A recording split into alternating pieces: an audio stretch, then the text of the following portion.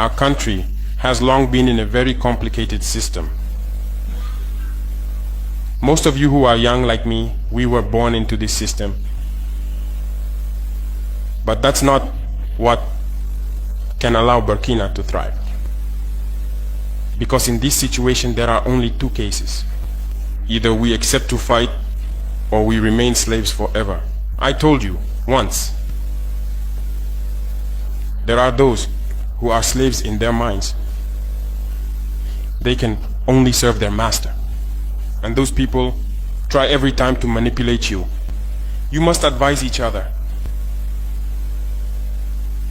Because every situation can be exploited by these enemies of the nation to try to discourage you, to demotivate you. So you must advise each other and not pay attention to certain remarks, even on some media. Not everyone is obliged to be patriotic. You are the first patriots. You have decided to defend the homeland. There is nothing better than that. Those who want to support you, let them support you. Those who want to discourage you through writings, you must close your ears and move forward. As for those, we will fight them here.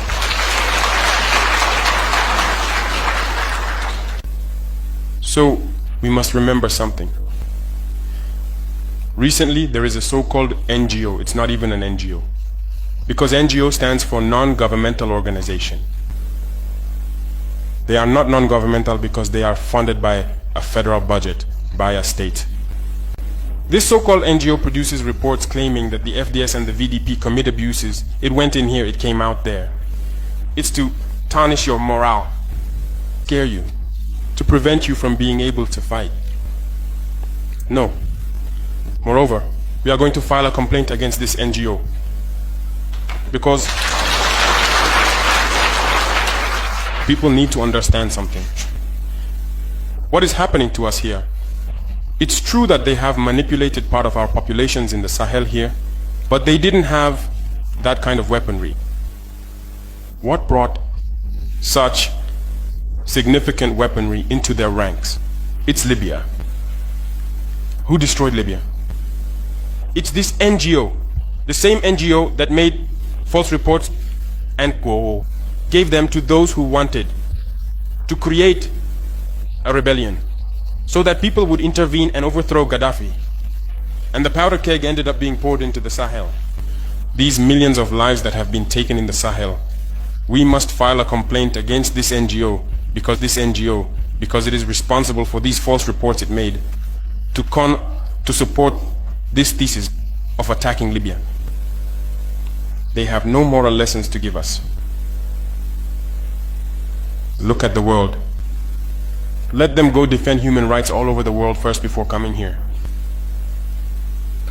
We are fortunate to have similar situations.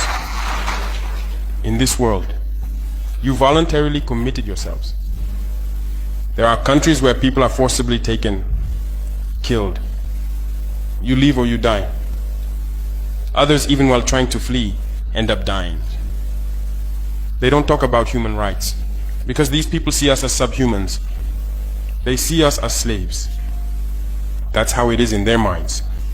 They have never changed their mindset, but it's up to us to show them that we are not slaves and we will never accept this state of affairs. So don't be fooled by the stories. They tell to anyone who will listen. You must stay focused on your fight. Stay focused. We know what we are doing. And even now, the VTP commander told me that there is a human rights training session underway for group leaders and their deputies. If we make efforts, we know it's for ourselves. We no longer do things to please someone else. We do it for our homeland. And you are committed to that. Defend your homeland. Do not listen to those individuals. They should not affect your morale. In the history of the world, there have been wars. And during the Second World War, people organized themselves to defend all over the place. But there is a country that could not defend itself, which had to come and take our ancestors to go defend. And today that same country wants to give us lessons.